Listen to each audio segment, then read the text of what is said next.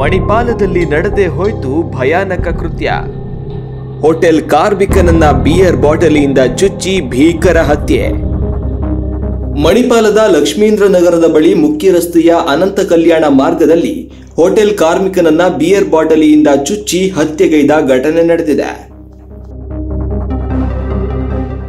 ಹತ್ಯೆಯಾದವನನ್ನ ಹೊನ್ನಾವರದ ಕಾಸಗೋಡು ನಿವಾಸಿ ಶ್ರೀಧರ ನಾಯಕ ಎಂದು ಗುರುತಿಸಲಾಗಿದೆ.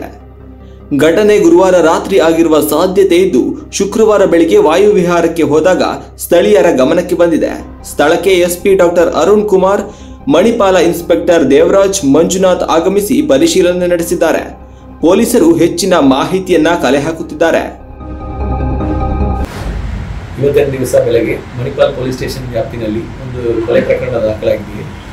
ಯಾರೋ ಒಂದು 30 ರಿಂದ 35 ವರ್ಷದ್ದು ಯಾರೋ ಒಂದು ಮೇಲನ್ನು ಮರ್ಡರ್ ಮಾಡಿರೋದು, ಕುತ್ತಿಗೆಗೆ ಸ್ಟ್ಯಾಪ್ ಮಾಡಿ ಮರ್ಡರ್ ಮಾಡಿರೋದು ಕಂಡು ಬಂದಿದೆ. ಇವತ್ತಿನ ದಿವಸ ಬೆಳಗ್ಗೆ ಸುಮಾರು 6:30 ಅಥವಾ ಅದಕ್ಕೆ ಮೊದಲೇ ಆಗಿರಬಹುದು ಎಂದು ನಮಗೆ ಡೌಟ್ ಇದೆ. ಅವರ ಐಡೆಂಟಿಟಿ ಇನ್ನೂ ನಾವು ವೆರಿಫೈ ಮಾಡ್ತಾ ಇದ್ವಿ.